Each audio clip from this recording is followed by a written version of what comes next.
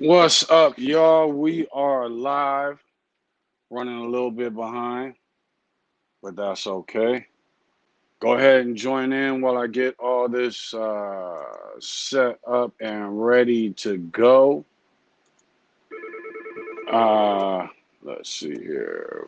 Mr. J, what's up, bro? Thanks for joining in. Casper, thanks for joining in. Bully Bread. Kennels, what's up, bro? Thanks for joining in. Uh, let's go ahead and get this set and going. Let's see. Kyle already said, what's good? Ever thought about doing subjects on fake pregnancies? Mine's going through it now. Uh, false pregnancies. You know what? That's a good subject. That's a good subject, especially with these bullies because it's hard to get them. They don't get pregnant like normal dogs do. So that is a good subject. Hold on. Let me get this going real quick. And let's see here. Let me get this shared out real quick. And why am I hearing myself twice?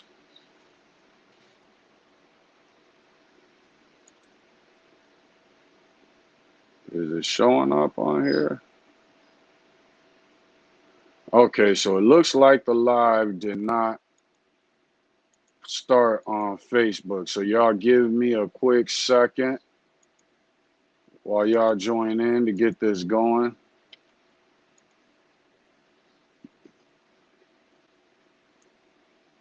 Yeah, from what I could tell, we're only live on. Oh, nope. Okay, so we're live in the group. So we should be live on. Oh, you know what it is? Hold on. Okay, and y'all threw some more topics up in there. Cool. So hold on real quick. Let me get this going while y'all join in, and we are gonna go ahead and get started. One thing while I'm doing this, I've had a lot of people hit me up about, they're going to various breeders and, they want to ask them questions, and for whatever reasons, the breeders just, I'm not going to say rush them into paying their money, but for whatever reasons, don't give them a lot of time. Then I've had a couple people hit me up and say that they've had gone to breeders, and then it's like once they got their dog, they have more questions or whatever, and uh, next thing you know, they can hardly get the breeder back on the phone. So what I will say when it comes to that, hold on. If you're dealing with a breeder, and sometimes you'll go through these groups, and you'll see breeders that will make the statement that they don't feel like dealing with what do they call them, window shoppers or whatever.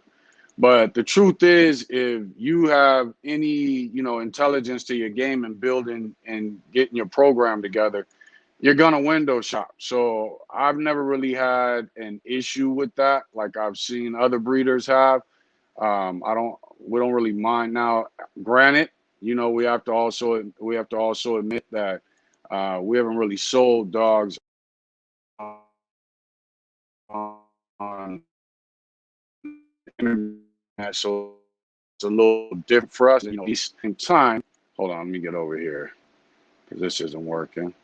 At the same time, um, I think breeders do need to be, a little more patient with, the window shoppers, the people that are looking to get a dog and they have questions. And for whatever reasons, breeders, they don't like those questions. So I would say if you got somebody that um, seems to be rushing you or trying to, it seems to be all about the money, then you don't want to necessarily deal with those types of individuals. And the reason is especially if you're a new breeder or just getting into these dogs, then you want to be careful dealing with those types of people because you want to deal with people who are going to help you out, who are going to answer your questions. Don't get caught up into breeders that are just, all about you giving them their deposit and then their money, and then next thing you know, they're disappearing on you. You want to be able to have some type of not a, well, yeah, a relationship with the person that you get dogs from, because that is their production. So let me go ahead and get this out now. As far as so be careful with that, you guys. I did also have a couple people hit me up. I recorded a video earlier this week on Parvo, fading puppies, and dogs overheating. A lot of people hit me back up after that regarding the don't freeze up on me. There we go. A lot of people hit me back up after that regarding the fading puppies. Betsy, what's up? Thanks for joining in. I'm not sure who that is on Facebook. Let's see. Rubles, Bullies, thanks for joining in. Rick Libre, thanks for joining in.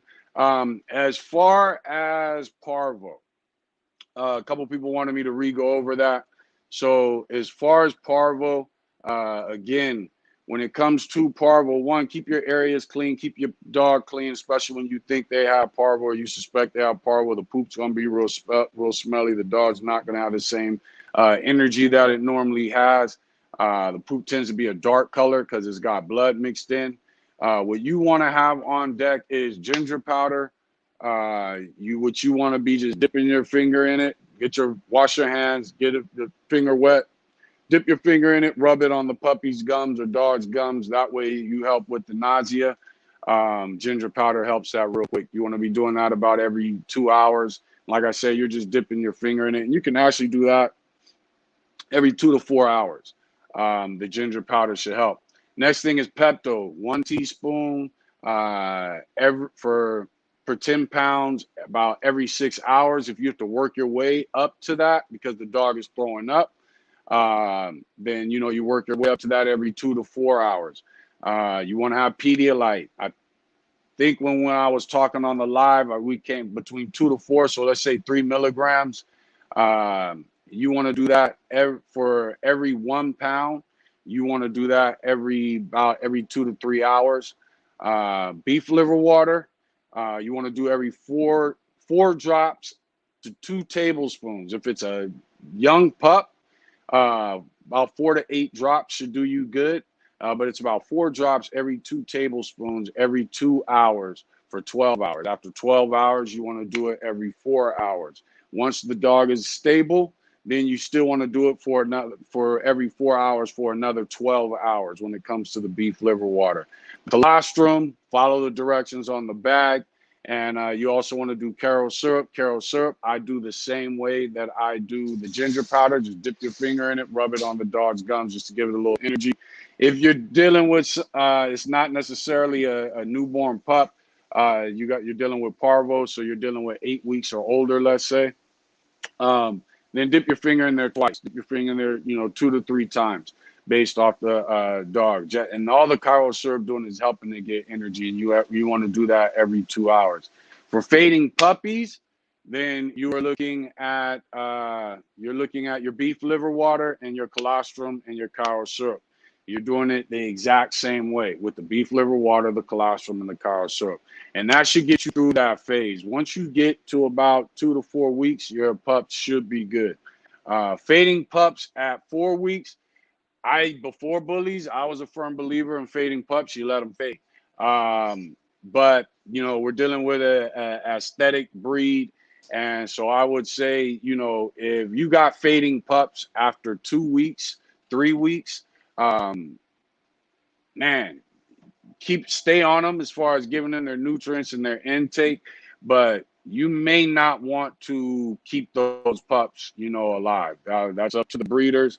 Me personally, if I'm still dealing with fading pup syndrome after 2-3 weeks old, I'm not going to continue trying to keep that pup alive just so I can sell it to somebody, because that fading pup syndrome is due to their development as puppies. And I don't want to sell somebody a pup that may not develop correctly the organs that it needed to when it was young.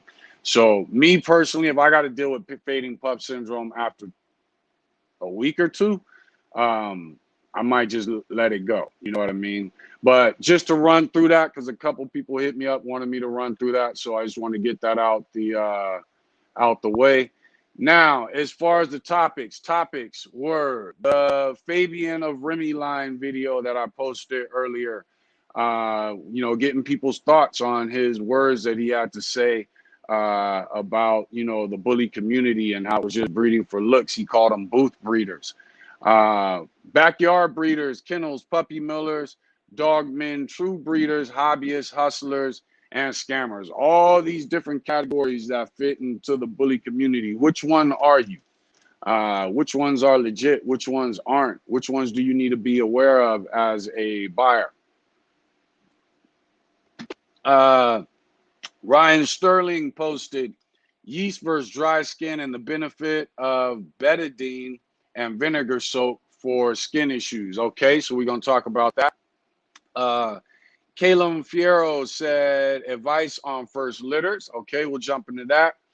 Stephen LeDuc said if they have good confirmation at 8 weeks and there's drive in the pedigree, would it make sense to purchase 2 dogs, male and female, from the litter? Okay, so it's not your production, somebody else's production. Let me reread that now. So somebody else's production. They've got good confirmation at 8 weeks. There's drive in the pedigree. Is it worth purchasing? Okay, we're going to touch on that. And then revisit the Parvo and Overheating. We already did that. Or the Parvo and the Fading puppies. We did that. So I'm going to go ahead and take that off the poll. So let's get into it. Rob Sterling said yeast versus dry skin. Hold on, let me see who's on here first. Let's see. Rubles Gaming said ABKC only or dual register versus UKC only. How much do different registrations readily matter? Just to answer that question, this is the bully game. The 2 biggest, hey, Mikey, can you take that and point it more towards this direction? In the bully game, the 2 biggest registries are ABKC, because that is the Bully Foundation, and then the UKC, because one, those old breeders chose to hang papers on UKC, so now UKC is involved, and so when it comes to yeah, just leave it there. When it comes to UKC, you want UKC because that is the biggest registry involved with bullies. So I would say definitely you want to deal with both of them at least. BRC with Kev Green is another registry that's coming up and popular. Something that my cousin and I are looking into getting registering our dogs with.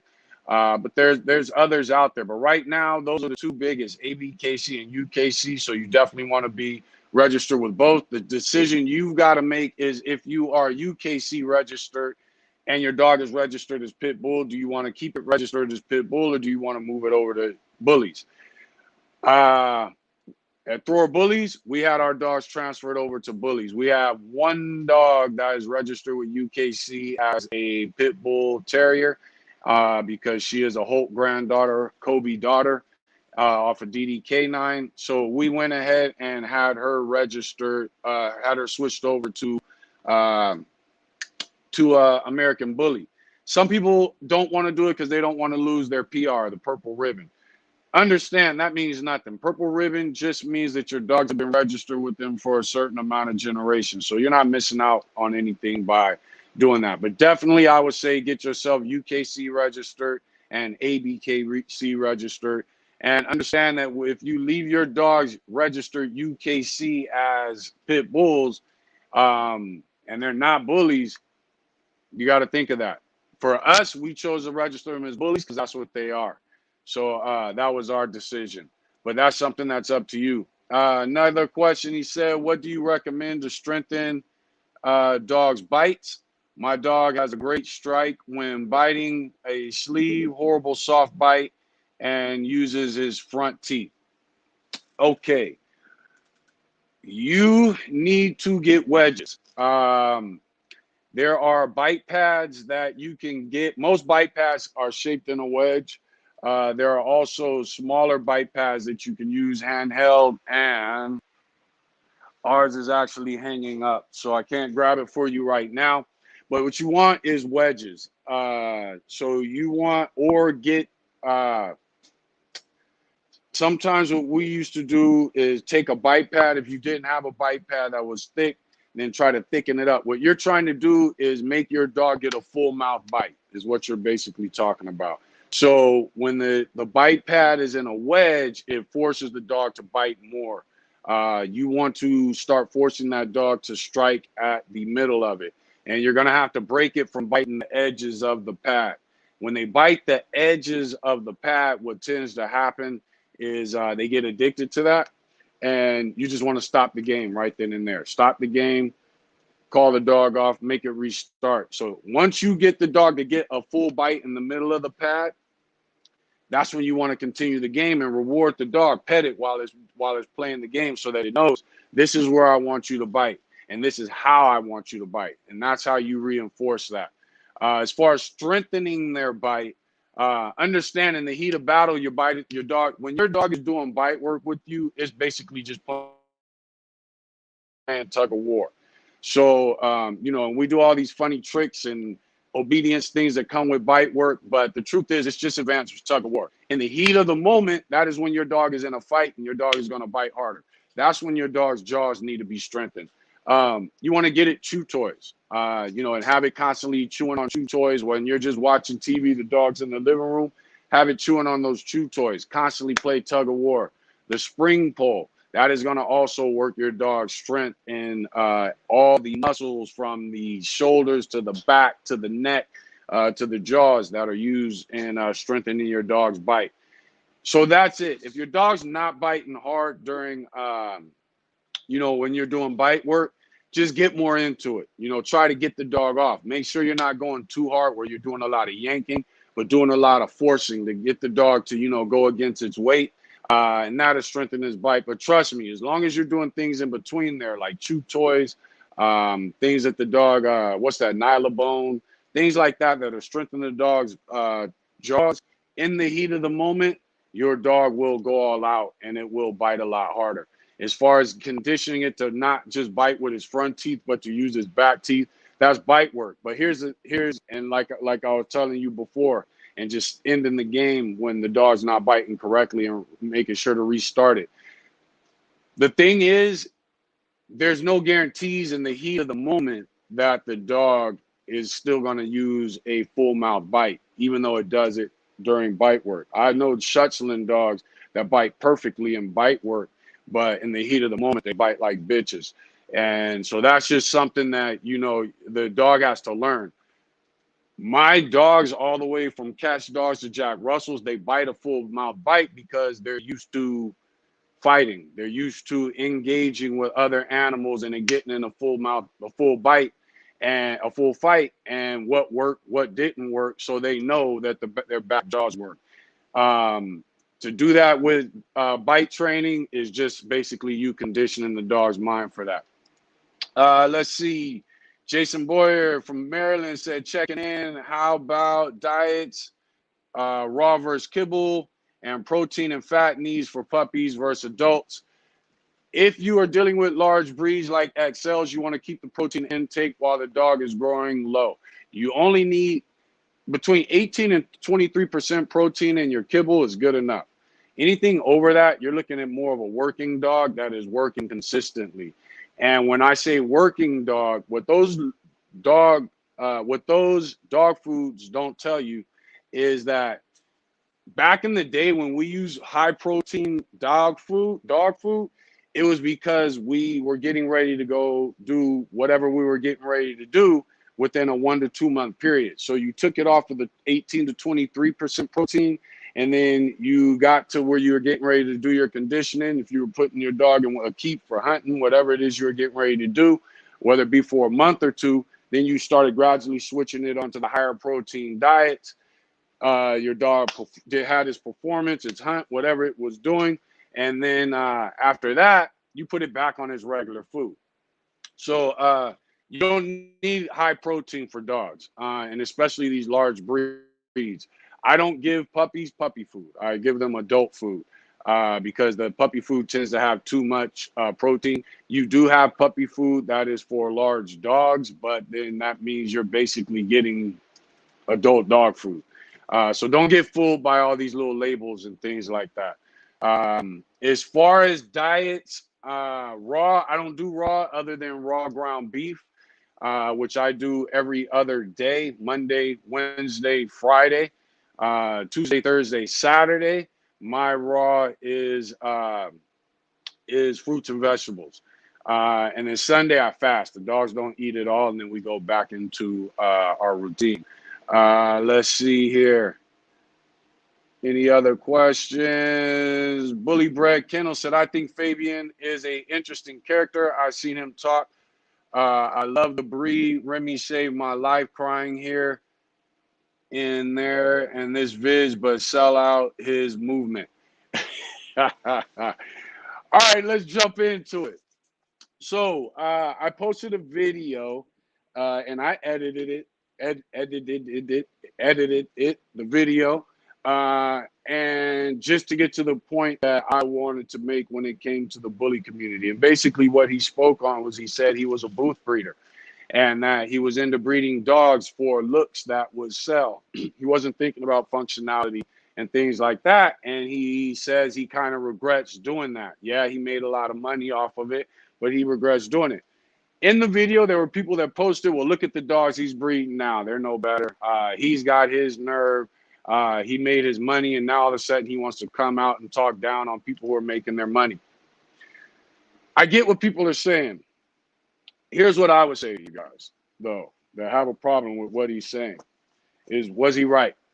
Regardless of his history, regardless of whether you think he's being sincere, was he right?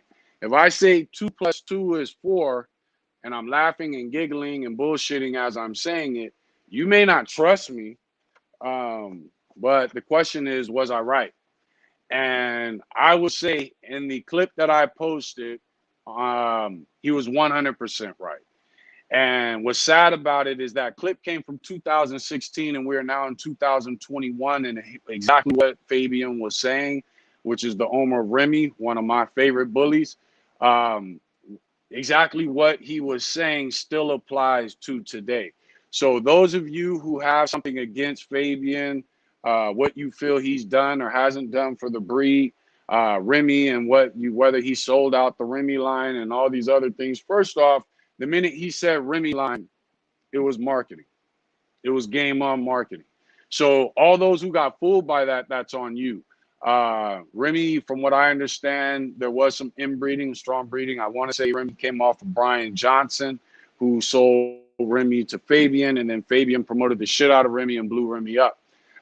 Remy was one of my favorite dogs that I've seen of the bully community. I've never seen Remy in person or put hands on it because back at that time period, I didn't even like bullies. But now that I'm into bullies and I look back on those dogs from those time periods, Remy is one of my favorite. I love the personality and the temperament that I hear from Remy. Of course, for the bully community, it needed to be watered down, but I still respect a dog that is a dog. And Remy was 100% dog. So when it comes to Fabian, I don't know Fabian, so I don't have nothing negative to say about Fabian.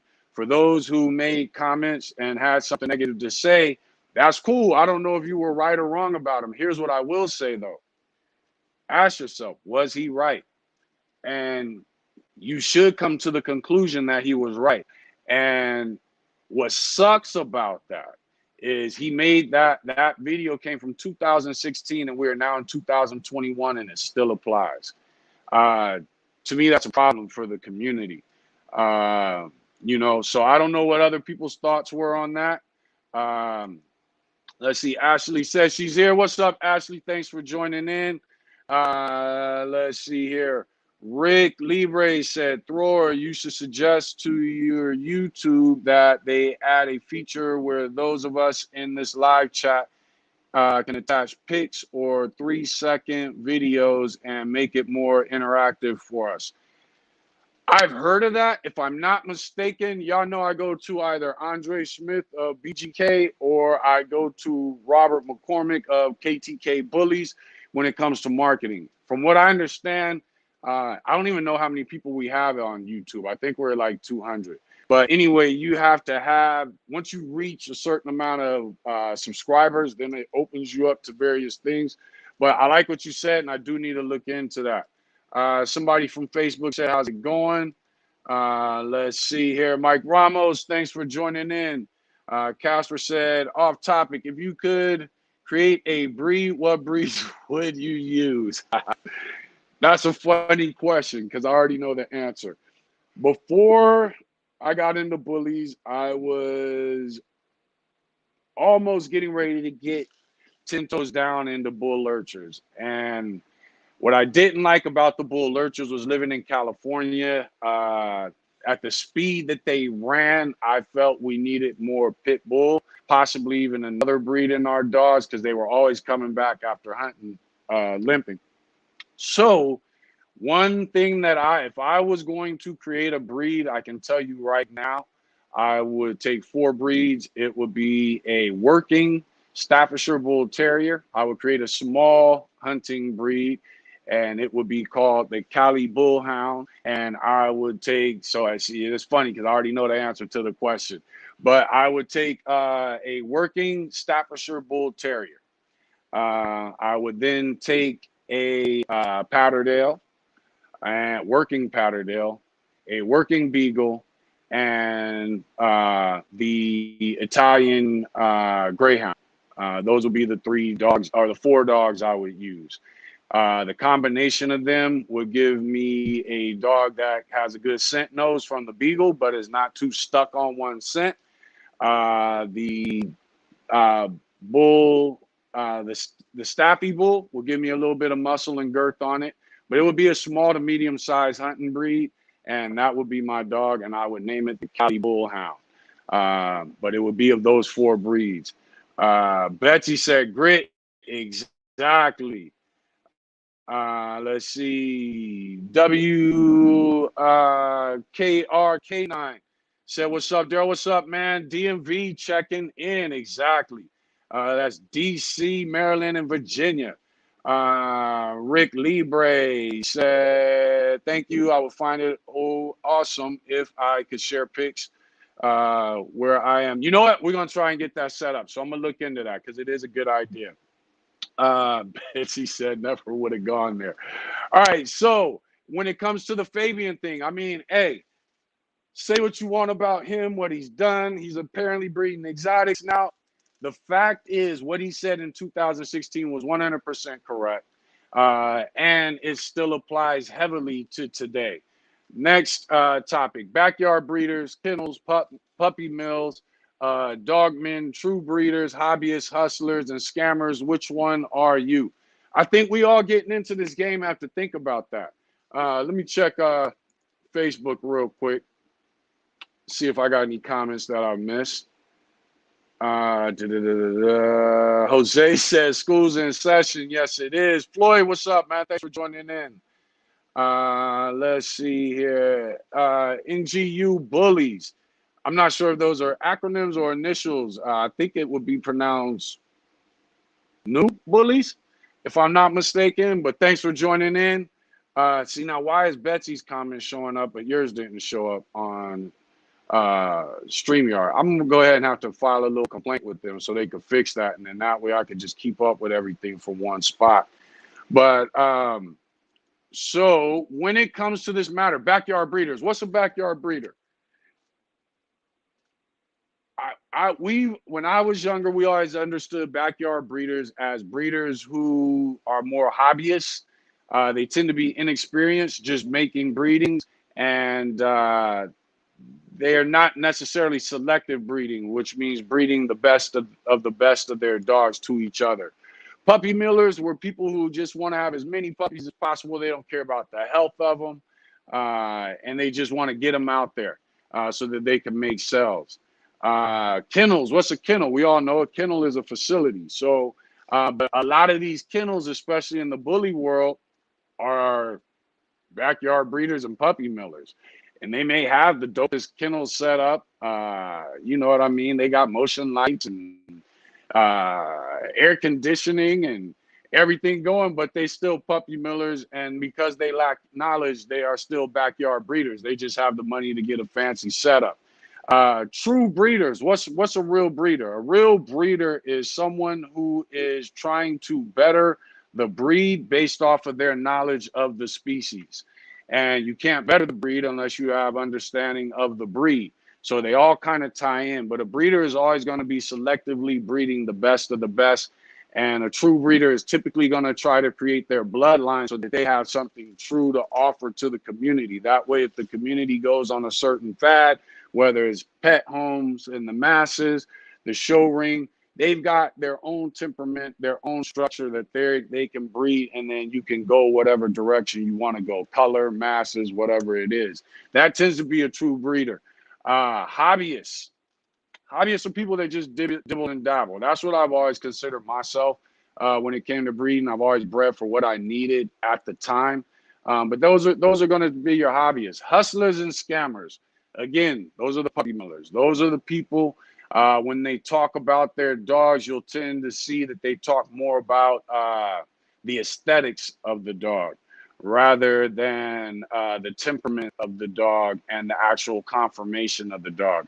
Your show breeders can be hustlers, but at least if they're just hustling dogs and they're doing it for money and recognition rather than the actual making the best dog, at least the show breeders still focused on conformation.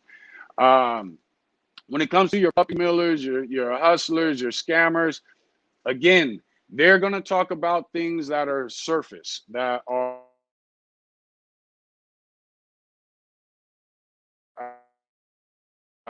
you see with your eye. You know, my dog's 170 pounds, but when you click on the dog, the dog is sloppy. And what they're hoping is that you don't have the knowledge to know that the dog is sloppy, or what they're hoping is you're dumb enough to think that that dog's cute. Oh, he's got wrinkles all around his face and he's cute, but that's not what a bully's supposed to look like. That's what your English bulldog is supposed to look like. So what the hustler is looking for is for you to either not know better or for you to be dumb enough that what you're seeing you think is cute, or what all the other words fur moms use when it comes to dogs. Fur, puppy millers, hustlers, scammers, like I said, they're not going to talk about temperament. When they do talk about temperament, they won't be able to talk about the various drives that make up temperament. They'll say, hey, my dogs have good temperament. Why? Because they haven't bitten a baby. That's not temperament. Temperament is something that you're constantly manipulating with every breeding that you do. If you're not doing that, because dogs are made up of their body and their mind. So if you're not manipulating the two of them, you're basically I heard my voice crack. You're basically a puppy miller. That's just is what it is. You're not in it to better the breed. Dogmen. What are dogmen? I've said it before. I know a lot of people in the bully community have watered down the term dogmen, and anybody that's a breeder is a dogman. Anybody that can tell you how to get rid of a rash is a dogman. Here's the truth on what a dogman is. A dogman is somebody, and it always has been. You can't go and Google it. It never needed to be Googled because it existed before Google. A dogman is a person who has knowledge, wisdom, and understanding of dogs and applies that to dogs. And that knowledge, wisdom, and understanding comes from working breeds.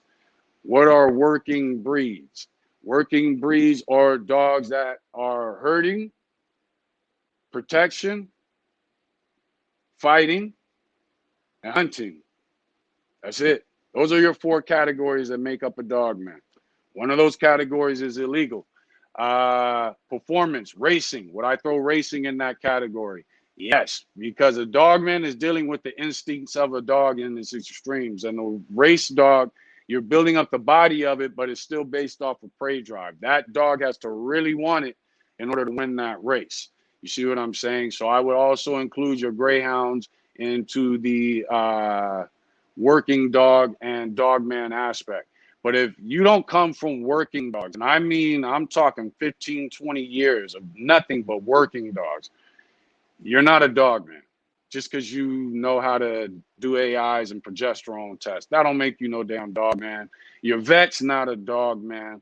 I know dogmen that never bred dogs. Dogmen deal with conditioning and preparation for events that they plan on getting their dogs into.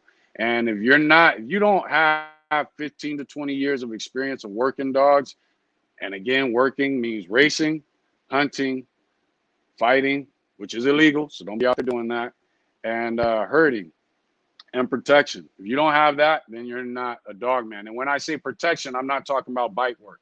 That don't make you no dog man. That's just advanced tug of war. I'm talking about you are actually training dogs for protection so that you understand the dogs that are have it and the dogs that don't have it. That's what makes you a dog man. If it's not one of those categories and you don't have at least, I'm gonna go ahead and be lenient and say 10 years, 10 to 20 years of experience in it, then you're not a dog man. You're just somebody that hunted every now and then or did protection every now and then or bite work every now and then. But when you're truly out there doing it on a regular basis for 10 to 20 years, you end up in situations that are emergency situations and you learn things that make you a dog man. And that's why I've always said I don't call myself a dog man. And the things that come along with what make you a dog man are things that we are all trying to avoid, including dogmen. But if you're a dog man, you can't avoid those situations. They happen. And then you either adjust your knowledge based on how to get your dog through recovering from that situation, or you adjust your breeding so that you avoid dogs that get into those situations. But that's what makes you a dog man. You're going to understand the true physicalities of a dog, not even the structure. I know dog men that have high rears in their dogs, but their dogs will outperform, dogs that don't have high rears. So when it comes to that, people need to think, what are you? What is your mentor? Is your mentor a backyard breeder? A kennel, a puppy miller? Because some kennels are puppy millers and some huge kennels are backyard breeders. They don't have no knowledge. Are they a dog man? Are they a true breeder where they're trying to better the breed? And the only way you can better a breed is based off the species. Some breeds, the English Bulldog is a perfect example. That was a breed at which true breeders should have pumped the brakes and said this has gone too far. For whatever reasons, they didn't. Now true breeders are looking at fixing the English Bulldog and making it a more functional dog. But a true breeder is going to not only think about the aesthetics of the dog, but they're going to also think about the temperament and the ability of the dog. And those are the three things that make up a dog: it's temperament, its ability, and then its look, the aesthetics. But think about what it is that you are as a breeder, and be honest with yourself. If you've already started breeding, then be honest with yourself why you got into it and which one of those categories you fit. If you've done some breedings or you're getting into it, then think about it now. Betsy said the Greyhound, huh? Hold on, let me go to StreamYard first. Let's see. Stands for never give up. So NGU stands for never give up. I like that. I like that. What's up? Salute for that. I like that. Christopher Joseph, what's up? Daryl, what's up? Christopher, thanks for joining in. Casper said, how do you feel about artificial insemination and do you sell any of your dog's sperm? Yes, we do. And as far as artificial insemination, I think it's cool. The first time I ever dealt with anything like that was dealing with the bull lurchers. Every now and then you had a female pit or a female pit and a male greyhound that were the perfect combination based off of their performances. So you had to do a AI in order to get that pregnancy to go through. Those dogs, when you breed the two dogs, they end up becoming kind of uniform. So typically after that, once you hit that F1 stage, you can breed them naturally. But I don't have a problem with artificial insemination. I think we do need to get these bullies to a point where the XLs can breed and give birth naturally. I think it's a risk right now because of the bulldog, the mastiff. There's so much in these dogs that, yeah, you might have a 130-pound dog and he's huge, he's a beast, but his organs are based off of that bulldog from back in the day. So I think, we got to be careful with this bully community when it comes to that. But I don't have an issue with either one of them. I think as long as you are trying to at least get your yard to the point where they can mate naturally, then and that's what our plan is to eventually get it to a point where the males and females are so consistent that even though they're bullies, they breed naturally, regardless of their size. And then next stage is, and we got dogs that can breed naturally.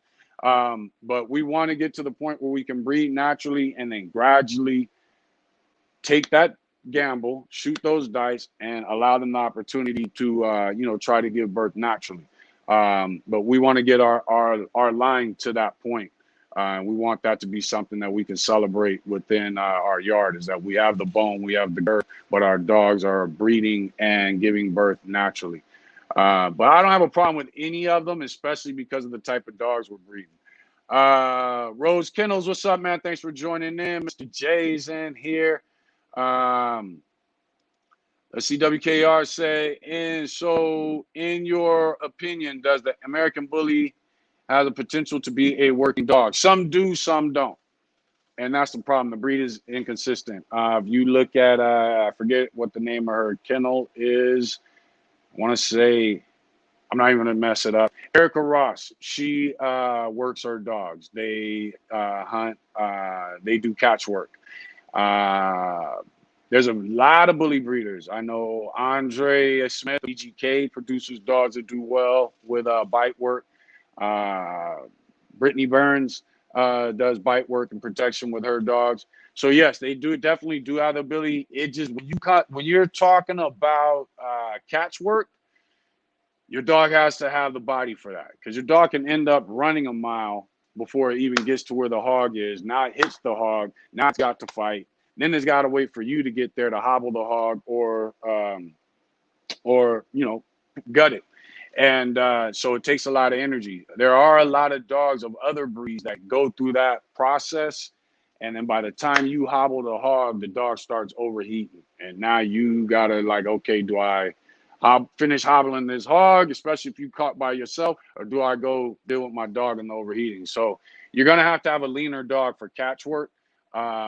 But, you got to gauge it. Can the process of breeding a bully, as far as the breeds used and what the bully is, be used? Yes. Even with the temperament, when you look at the temperament from the UKC standard and the ABKC standard, the room is there for your dog to be able to hunt and to work. And especially with the UKC, because they state in their standard that they want it to be able to perform. Rick Libre says, start up the Thor Dogman apprentice program. You know what, Rick?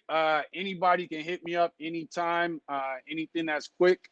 I don't charge anything for any type of quick consultation, especially emergencies with this heat. I've been dealing with a lot of people with emergencies. But I do consultations for training, conditioning, obedience, breeding. So hit me up. I can let you know what I got to offer, and we could go from there. Rhodes Kennels Ultimate Catch Dog. See, there we go. We got a catch dog person in here. Said I breed for structure and performance. I raise and train my pups that I keep off my litters, and I love to see how my dogs mature and what their working ability is like. See, that is the patience that is missing in the bully community, and not just the bully community, but dogs that are bred for non-purpose and strictly for aesthetics. There's another level of breeding that those people are moving in the bully community. And Rhodes, I'm sure you see it. In the bully community, what we deal with is, I want to breed to this dog because he's got a big head. I want to breed to this dog because it's got perfect conformation or structure. I want to breed to this dog because it's got the best angulation. I want to breed to this dog because it's got bone.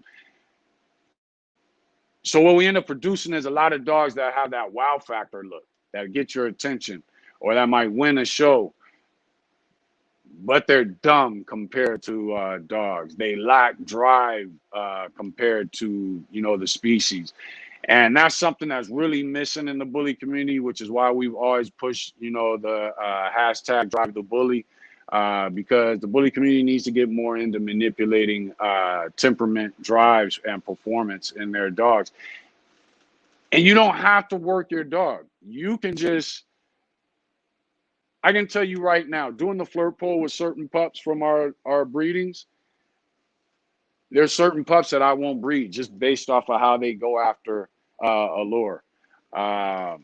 Once the dogs, and I'm hitting up the people that have got dogs from us, and I know they do a flirt poll or they do a spring poll, I'm hitting them up and I'm like, how long do they do? How long do they go on? Oh, well, my dog's not, for whatever reasons, this puppy, he'll do it, but he's not really into it. He'd rather play fetch. Well, then that goes into my decisions on whether we turn to you for breedings back into the program, because I want those dogs with drive. I want a dog that's got drive, will stand his ground, but can still go to a dog park, still go to, like out here in Southern Cali, we got, dog beach where it's like 500 to 1,000 dogs just running around the beach. I want a dog that can maneuver there, but at the same time, if something goes down, the dog stands his ground and can handle his business. And that's what, we're looking for. And we're missing that in the bully community. Rose said, make sure y'all hit that thumbs up on it. Yes, I forget to do a lot of little promotion things. Y'all hit the thumbs up, hit the likes. Check us out on YouTube. Make sure you subscribe. I'm going to start going a different direction with the YouTube. Also with Instagram. Make sure you check us out. Throw Bullies on YouTube and Throw Bullies on Instagram. Rose, thanks for saying that, dude. Too tall Paul over here. I know what you're talking about, Betsy. Rose said, I've never done a artificial insemination or C-section. I've been in this game since 1998. See, you're like me. I never did this stuff. I did artificial inseminations with the bull lurchers. We did not have to do C-sections. I didn't get into C-sections until Bullies. And even when I started doing it, it was because of the paranoia of dealing with the bully community. But had I not been dealing with the bully community, I probably wouldn't have even done the C-section. But now that I'm getting more education on the bully community and the way the bulldog and the shoulders and the head and all that is with these dogs, I would stick to getting C-sections until I have consistency in my yard between like right now, we've got consistency with temperament because of the traits that we were matching. But until we've got consistency in our yard regarding the size between male and female, I wouldn't actually get involved in any C-sections for us as of yet. Let's see, Rick Libre, thanks for joining in. Rose Kennels said, okay, you out here in Bakersfield. Okay, what's up then, dude? Another California man. Let me check this. So, where are we at and why is everything moving slow? So where were we?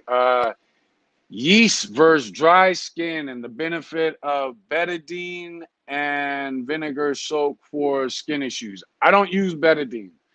When it comes to skin issues, that is something that we are very picky about.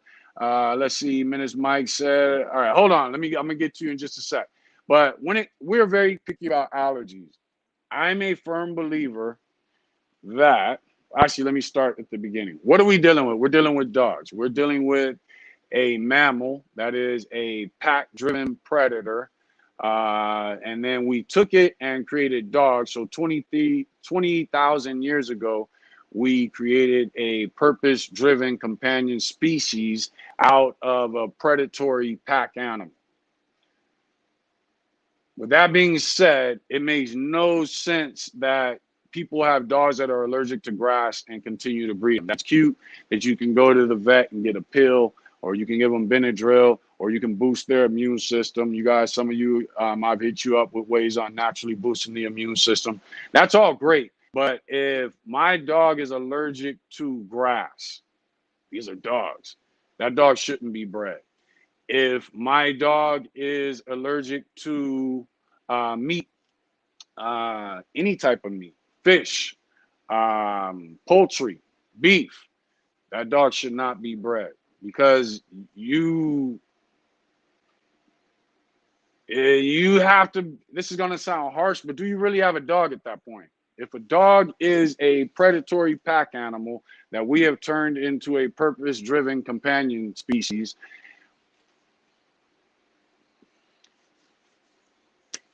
do you have a dog if it's allergic to meat? You know what I mean? That's something that's evolving into something else. You know what I mean? Yeah, it's a dog because it has a tail and 2 ears and 2 eyes and 4 feet. But and that's just my opinion. If you've got a dog that's allergic to any form of meat, from fish to poultry to beef, don't breed that dog. If you got a dog that's allergic to grain, it's a little different. Just make sure you're breeding it to dogs that are not allergic to brain, so you can get rid of those allergy issues. Means weak immune system. That's what it means for humans and for dogs. So if you've got a dog that is allergic to, like people say, oh, my dog every spring they have allergy issues. Spring comes once a year. So why are you breeding dogs that are allergic to the seasons of the year? Are we going to get to a point where some dogs are allergic to snow during the winter? You know what I mean? At some point, we got to stop the stupidity. And if your dog has seasonal allergies, that's a problem. Your dog should not be allergic to grass, pollen, things like that. And I'm not talking about sneezing. Like I've had beagles that their nose is constantly in the dirt. My Jack Russell, same way. So during the spring, all of a sudden they're sneezing more. But they're sneezing because their face and they're knee deep into whatever they're smelling.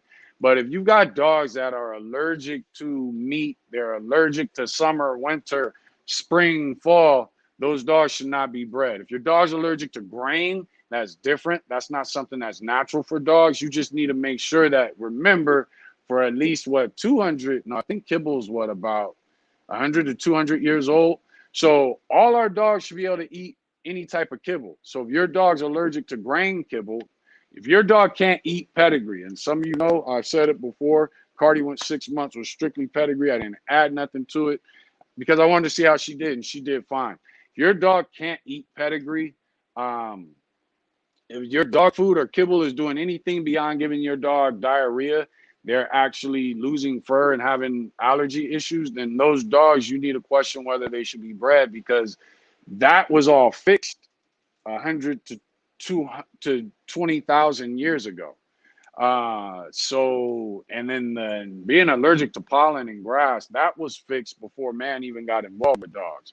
So if we've done something to damage that, then we need to fix that. And the only way to fix those issues that stop a dog from being able to eat meat is to not breed that dog. That's my opinion in a nice way, but the truth is it's a fact because of what dogs are. It's a fact. You shouldn't be breeding dogs that can't eat meat. So let's see, Menace Mike said, I already like you, bro. You talking everything I agree with. We need these old school athletic muscle freaks back. Fat ain't the way for me. I agree. Now, here's another thing, though. The bully is bred to have that spring of rib cage. But the problem is when they don't have a tuck to them, and because of spring of rib cage, you can slip up for 3 weeks. Next thing you know, the tuck in your dog is gone because you just overfeeding it, or your wife and kids is feeding it without you knowing. You never know what might happen. But your dog should always generally have a decent tuck to it. Like I said, king ranges from about, when the females are in heat, king is about 155 pounds. If none of the females are in heat, king ranges from 160 to 163. King always has a tuck. He always has a tuck. And he's boned up. He's thick. He's a big dog. He's one of the biggest XL in the game. But he always has a tuck. At Cinco de Mayo, there were some dogs that were weighed and were heavy. We got there late. But I went to go look at a lot of those dogs. Some of them look good, but the majority of them, they were just sloppy. There's some dogs in this XL bully community that we don't even allow to be posted in our group because they're just terrible representations of not only the breed, but just dogs in general. And the problem is you have people who just are ignorant and they like that look because they don't see the health signs that come with it. Some people are, true dog lovers. It don't matter if the dog's got an eye falling out. They just love it because it's a dog. I've never been a dog lover. I love my dogs. I don't love other people's dogs. I like some dogs of other people's. I just love what dogs can do. That's what my love for dogs. I love a dog that's mine, and I love what dogs can do. Outside of it being mine, I don't just love dogs. I'm not a dog lover or that whole whatever it is. Let's see here. NGU Bully says, is it good to put new, I think you meant to say raw and puppies mix when whelping. When I take them off the mom, I use raw ground beef. So I do introduce them to raw ground beef at that age. And so, yes, I don't do the chicken or anything like that because now you're looking at salmonella, which the pup should be okay. But I just never been a raw chicken person. I just stick with raw ground beef. Even chicken feed, I don't give them to my dogs raw. I give it to them on a quick boil. I do a quick boil. I just don't like the whole salmonella slapping around. I got kids. Well, my kids are grown now, but I got godkids that come over. They're ranging at she's what, 2 now? So I just don't like the whole raw chicken thing when it comes to us as people owning the dog. But yeah, I introduced raw ground beef at an early age. You just need to make sure that you're also worming the puppies on time. Tucking 2 ribs shown at least. See, now I would say tucking 2 ribs. I agree. I agree with that. Especially if you're working your dogs. And a lot of times, if you're working the dogs, it's not even necessarily really the rib that you're seeing; it's the lateral muscles that you're seeing. Um, but you know, fur moms are being like, "Oh, it's ribs are showing," but when you touch it, it's not. That's not a rib. That's muscle. Let's see. Am I missing anything? Christopher Joseph, what's up, man? Thanks for joining in. And I think that one is not showing all the. All right. So where are we? Yeast and dry skin and the benefits of betadine. Betadine, I've never used. I'm not into a whole lot of supplements, things like that. Yeast and vinegar soak. Apple cider vinegar works great. I used to use apple cider vinegar. I would do half apple cider vinegar, half water if I noticed yeast between the toes. Now, when I started doing that, I noticed it was dogs that had white paws. We get out there, we're running them. We're out there for, anywhere from 3 to 7 days. And you come back home and there's something they got into. And typically what I've noticed is there was a burr or briar or a thorn that stuck them, caused an open wound in between the toes that wasn't noticeable. You get them home, they're running around the grass, they're doing everything, and then all of a sudden you start to notice that area flames up. So I would do half water, half apple cider vinegar. One day I noticed my dog was inflamed, and I just poured apple cider vinegar on it straight and went about my business. And by the next day, you could see it clearing up. So yes, if you are having issues, especially with these dogs, they get a lot of splayed toes, so it opens up more room for things to get in between those toes and get that yeast. You'll notice that dogs who have closed the cat feet that our dogs are supposed to have, who have a tight feet, you'll notice they tend to not have issues between their toes. But if you do notice the dog losing fur between his toes, first thing I would suggest is pour peroxide on it to kill the germs, and then go ahead and pour apple cider vinegar, and within 48 hours, you will notice it clear up. If you are having dry skin issues, you can always get new stock. I just actually got a new thing of it. You have new stock that you can get, or you can use a mixture of Neosporin with coconut oil. Apply that to the areas where you know. Here's what I would say: if you see your dog starting to lose fur, it's having dry skin issues. First thing you want to do, your dog's scratching. First thing you want to do is just douse the dog with, I would say, half and half water and peroxide. Rub that in the dog's fur real good. Let it sit for about 5 to 10 minutes. Then go ahead. I use oatmeal shampoos. Is my favorite to use if I notice any type of skin issues or dry skin. But you can always use an oatmeal shampoo. Get that on there. Let it soak in the dog. Let that sit for another 7 to 10 minutes. After that, what you want to do is dry the dog off, but with a towel, not a hair dryer. Dry the dog off with a towel. And in those areas that you know were affected, use coconut oil. and it will help those areas heal up along with the fur get back going. The next thing you want to do is change your dog's diet. You need to boost the dog's immune system, and your dog needs a heavier oil intake in its food. All the old school people know bacon grease and all that stuff works great. Is putting on as a topical on your dog's food. You can use sardines are great for not only with the fish oil, but also in boosting your dog's immune system. Spinach, make sure you shred it up as much as possible. What else? You also want to make sure, antioxidants, blueberries, strawberries, make sure you mush them up and add that to your dog's food every other day, every day, whatever you determine you need to do. That will help boost your dog's immune system. Turmeric help with your dog's immune system. It also helps with inflammation. So you start adding those things to your dog's diet, you'll notice they'll get over those issues that they have from their immune system or allergies, dry skin, things like that. Let's see, what else will we have on here? Advise on first litter. We're gonna go ahead and do that last. Caleb Fiero. Stephen LeBuck said, if they have good confirmation at 8 weeks and there's drive in the pedigree, would it make sense to purchase 2 dogs, male and female, from the litter? Okay, I get what you're saying, from the same litter. I would say no. If you have the luxury of choosing what's best for your yard based off male or female, it doesn't make a difference. I would say definitely go for the female. And I would say I don't know that you necessarily need that male unless you've got other dogs for it to go through. So let's say you've got 2 unrelated females. You like what you see off of that litter. You want to purchase a male and a female. Cool. I would say go for it, because you could take that male to your other 2 females and then bring it back to the female you got off of that litter. So I don't see anything wrong with it. If the dogs are good, you like what you're seeing confirmation wise, temperament wise, then I would say go for it. Just make sure you start having that male go. Don't breed that male to his sister. Breed that male to your other females. Bring the males off of that back to the female that you purchased from his litter.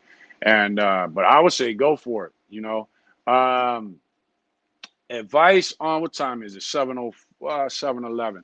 Advice on first litter.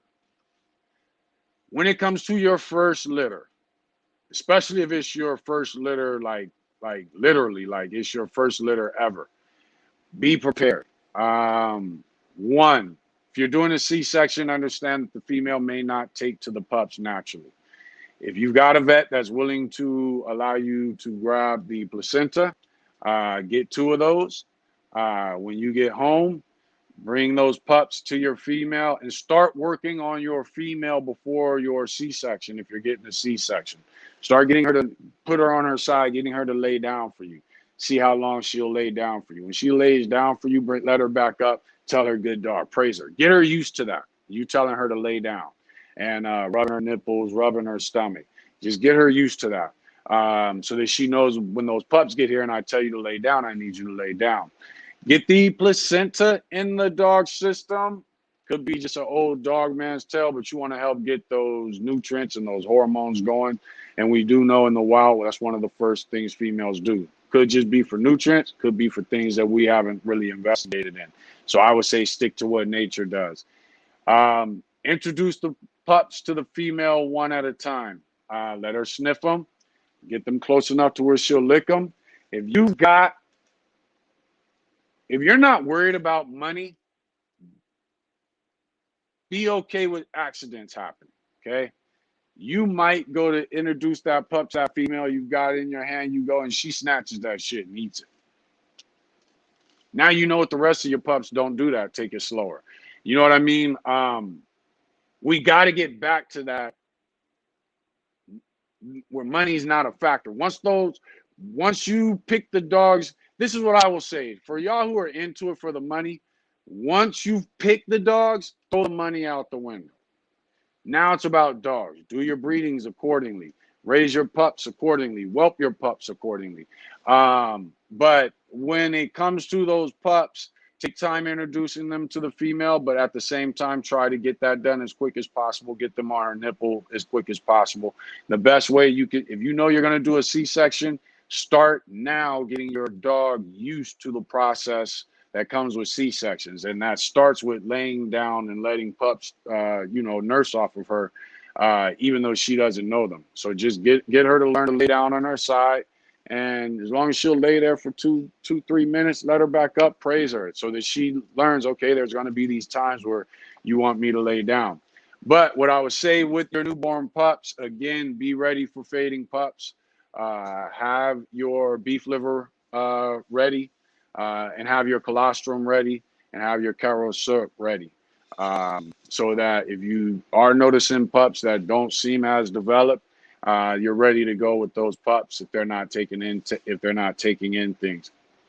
But that would be my advice for your first litter, which I'm looking at differently as far as your first breeding. So if that's more what you meant, then that's kind of a whole nother subject. Let's see, Mr. J. Let's see. Hold on. Okay, somebody on Facebook said that's a big ass dog. Yo, my dog's only like 70, 80 pounds. Yeah, King's a big boy. Even so far, Cardi Bull is our biggest female. She gets up to about 103, 105 pounds. Right now, we got Mia that we think might get larger than her. Mia is a Merle female that we have off of Woodland. So we think she might get a little bigger than Cardi. So we'll see. But yeah, we got some big dogs. Our thing is to keep them functional. You know what I mean? That comes before their size. And we were blessed with King, where he gives us, he's so big that we can breed him for other purposes and without losing size. We're still able to maintain it because we don't need a 26, 27-inch dog, and that's what King is. And we can breed down, and because he's wide, the dogs are wide. So we did get blessed with by having King. He has the short muzzle. Even though he's a tall dog, he's not a long dog. We got, my cousin say it ain't luck. He comes from breeding King Corso, so he says he spotted it. I do believe he did spot it because he called it out. But at the same time, we also got blessed when it came to King. He gives us a lot of room to do what we want to do without losing size without becoming too small in our dog. Let's see. Betsy said my boy ranges 23 inches from 90 to 100 pounds hybrid. See, there you go. Let's see. Rhodes Kennels said I put 1 cap full of apple cider vinegar in the water bowls to clean their system out. Yes. When it comes to water, the morning water that we give the dogs, I add, might be about a cap full. It's about a teaspoon, but the bowl's about this big. So I do a teaspoon of apple cider vinegar and then a pinch of Himalayan sea salt. Then later on that evening, around 3, 4 that evening, I dump that water out, and then I give them nothing but just fresh water with nothing in it. But yeah, the first water they get in the morning has a pinch of apple cider. Has a teaspoon of teaspoon to a tablespoon of apple cider vinegar. As I admitted this weekend, I'm not into measuring things. I just kind of give it that approximate amount. But I would say it averages about a teaspoon to a tablespoon of apple cider vinegar. And I just do a pinch of a pinch of Himalayan sea salt. There's a lot of minerals in Himalayan sea salt that are very good for not only us and our dogs, but just animals, period. So that is something, but that's with their morning water bowl. Mr. J said, if your dog is allergic to outside and meat, your dog was one that shouldn't have made it. I agree 100%. And I know people are going to have an issue with us saying that, but it's a dog. If it can't be Floyd, if it can't be outside, that's a problem. If the dog's allergic to grass, that's a problem. I would say it shouldn't be bred, period. If your dog's allergic to grain, just breed it to dogs that don't have allergy issues. That needs to be a question you ask the people that you breed to, and it needs to be a factor in your breeding. But if a dog's allergic to meat, allergic to grass, um, that's a problem. You know, you have some bushes and things like that if a dog's white or has less fur on the stomach, there might be some issues. But you should be able to fix those issues quick. If you got an ongoing issue because your dog is outside dealing with nature, then it shouldn't be bred. Rose said, I put coconut oil in all my dog's food to help with their coat. Yes, I use, I'd more use coconut oil externally. I will do coconut oil approximately every other day sometimes. But what I tend to use olive oil and the water that comes from the can of the sardines. But yeah, you can add coconut oil to your food. Just remember that coconut oil is thick, so you may not want to do it every day. You might want to do it every other day because coconut oil, it is thick. Mr. J, let's see, we got that one. We got that one. Frozen smelts. Smelts are good. That was something I never knew about when I was younger.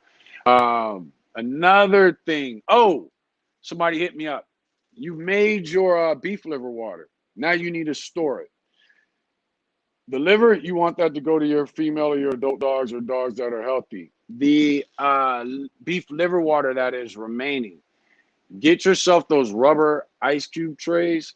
Get yourself the small ones so that you can do 4 or 5 drops in each of those trays. Put that in the freezer. Then all you got to do is pop a couple cube in a or a couple cubes in a Ziploc bag.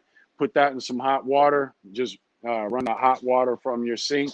Let it get to room temperature and give it. Make sure that if you stored your beef liver water, don't give it cold to the puppies. It needs to be room temperature if you're dealing with fading pups. Let's see. Are there anything we're missing? I don't think so.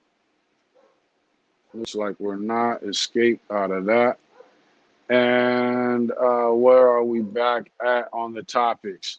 So yeah, with the dry skin, you know, again, coconut oil works great for dry skin. And those are things that you want to jump on when the skin is first fading, not when you're actually missing skin, although they will still help when you're missing skin. Let me make sure, because I'm about to jump off here now, unless you guys got any other topics.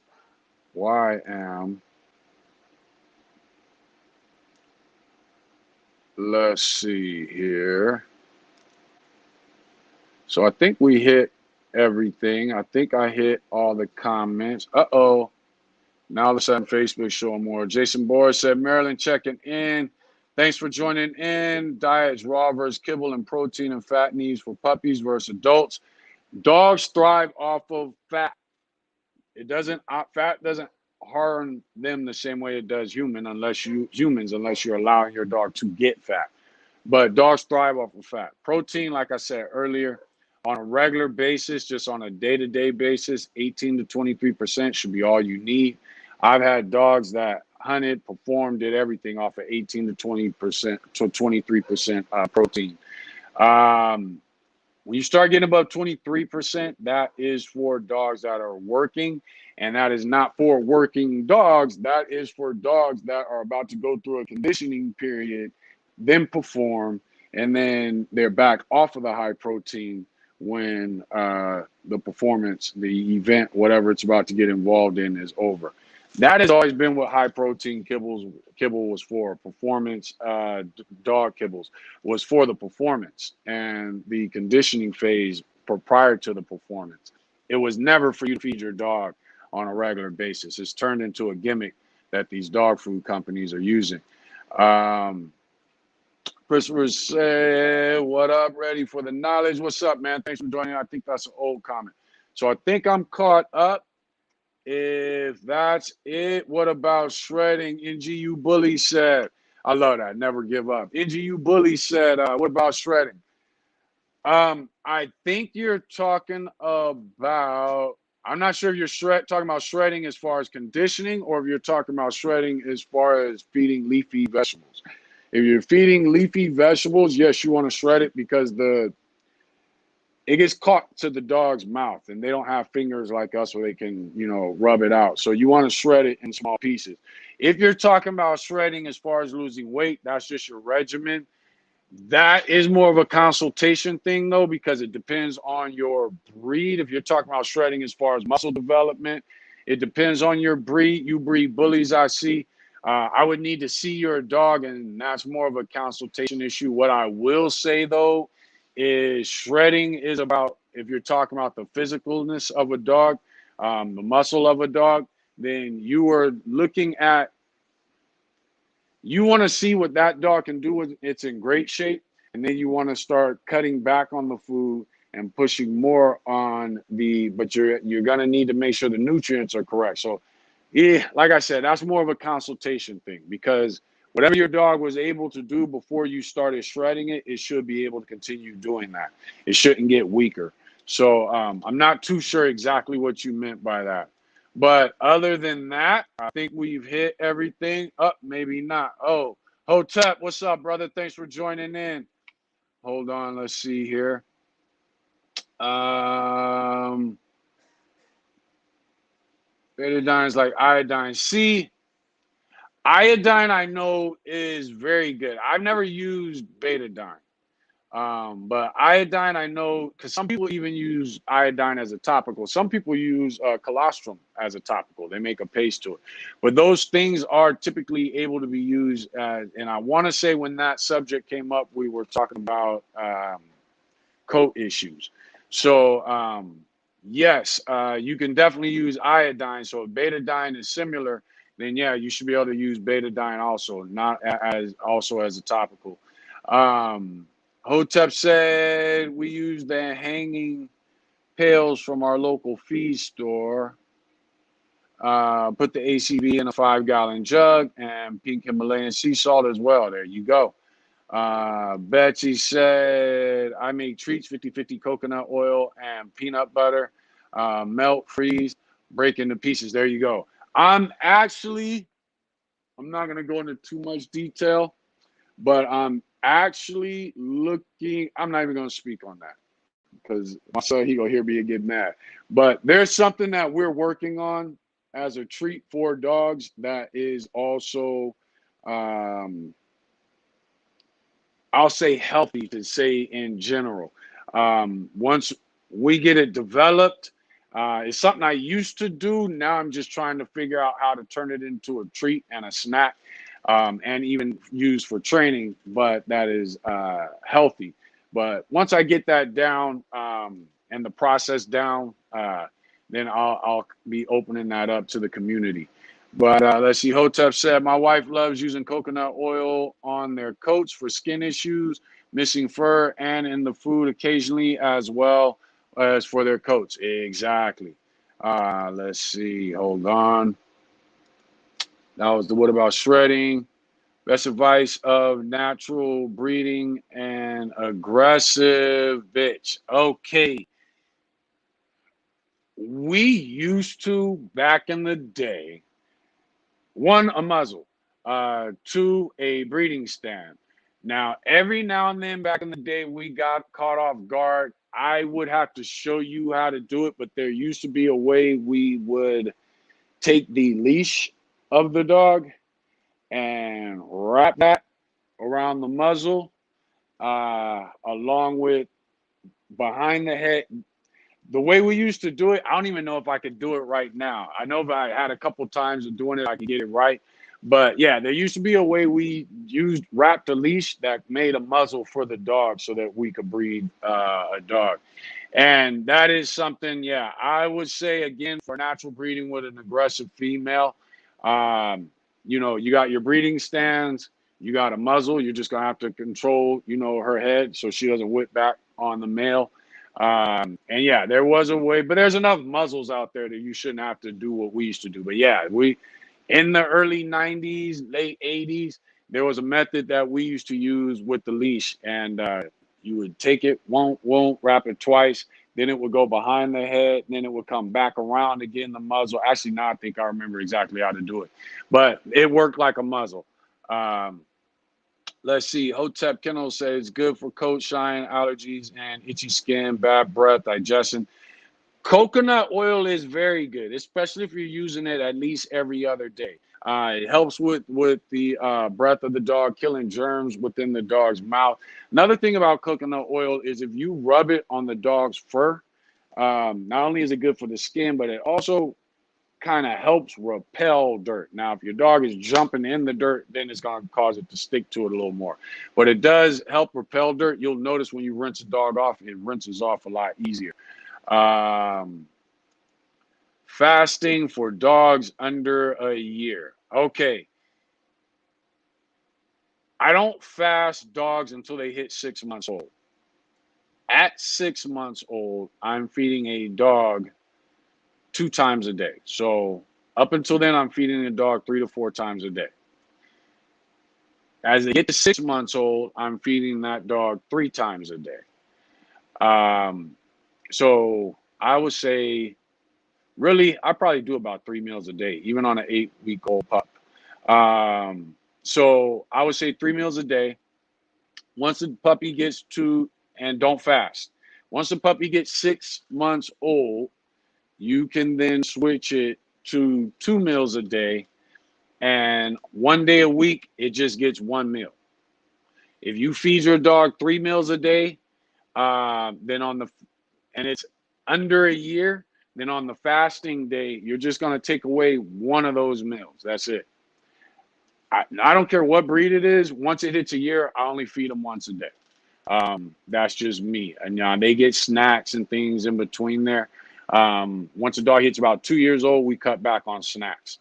But I feed the dog a regular meal once a day, once it hits a year, because that dog needs to adjust. And it may or not get any snacks that day, but it's only going to eat once that day. And then on Sundays, once a dog hits a year, they get zero food, just water. That's it.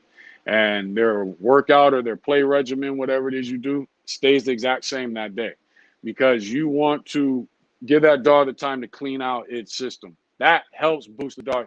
If your dog's having fur issues, first thing before you do all the things we discussed earlier, fast that dog 24 hours. And you'll notice it boosts back quick. So again, fasting helps boost the dog's immune system, helps keep the dog's stomach and clean. And it just helps produce a healthy gut. Let's see here. Like a horse lead, right? Exactly, Betsy. That's exactly what I would think of it as. For lunging, that's exactly what I would think of it as when we used to use the leash. And I wonder if that's where they kind of got it from. Let's see. Zola, my bad, said, what should I feed my pregnant bitch at 40 days in? I have always used bitch pills. I've always used raw ground beef. And then you just want to increase their intake. Give her as much food as at 40 days. Give her as much food as she will take. I would include, and whatever it is you've been feeding her before that, you just want to increase it. I would then also make sure, especially if you haven't, add plain yogurt. It's a dairy product, so therefore it helps. And then I would say bitch pills. And other than that, I don't really do too much else. I keep it simple. Make sure she always has access to water. Make sure that you are walking her, not far or long walks, but make sure that you're walking her and getting her going so that she's coming back. It's the water and the moisture from the foods that help her produce her milk. So I would say at 40 days, you just want to increase the intake of what you should have already been doing. You don't have to do no huge changes. The only other thing I give the dogs is bitch pills. Is there any other thing? I do like to give more sardines during that period. And I do also like to do chicken feet during that period because I want those things going into the nutrients that the pup is getting. But other than that, I wouldn't change too much. Just change the amount of intake, which is more. Hotep said I've used a technique known as oil pulling on myself as well. I don't know what that is, Hotep. Well, oil pull, I've never heard of that. That's my first time hearing of that. Zola said, is fresh honey good for dogs' allergies? Yes. The best honey you can use is Manuka honey. The second best honey, organic Manuka honey. If you can get your hands on that, that's the best thing you can use, not only as an intake for the dog, but also as a topical. If you're getting honey, try to get it as fresh as possible. Try to get it from places that are in your local area. You want to try to get local honey. But honey is extremely good for dogs, and also as a topical. Let's see. Betsy said, do you remove the nails from the feet? No, I don't. And yeah, it does look scary, but no, I don't. I don't remove the nails. When I do raw chicken feet, I will put them in water and I let the water get to a boil. As soon as the water starts boiling, like a full boil, I stop it. And then I give that to the dogs. Again, I'm not into the whole raw chicken thing. Just because I don't want. I know, boy, I'm coming. I'm almost done. Just a sec. Just because these dogs get old, I spoil them and they get bossy. But yeah, so I do boil it, but it's not a hard boil. And but I don't clip the nails. Leave the nails. Let's see. Hotep said you put the coconut oil in your mouth and swoosh it around like mouthwash and spit it out. Okay. It has the same effect as it does with dogs for bacterial and teeth whitening. I didn't know that. I knew that it does help with the dog's breath and bacteria in the dog's mouth. I didn't know about the teeth whitening though, and I've never used it for myself. But yeah, but it makes sense. It definitely makes sense. So that's definitely a good idea, and I'm glad you threw that on here because I will start doing it. Let's see. I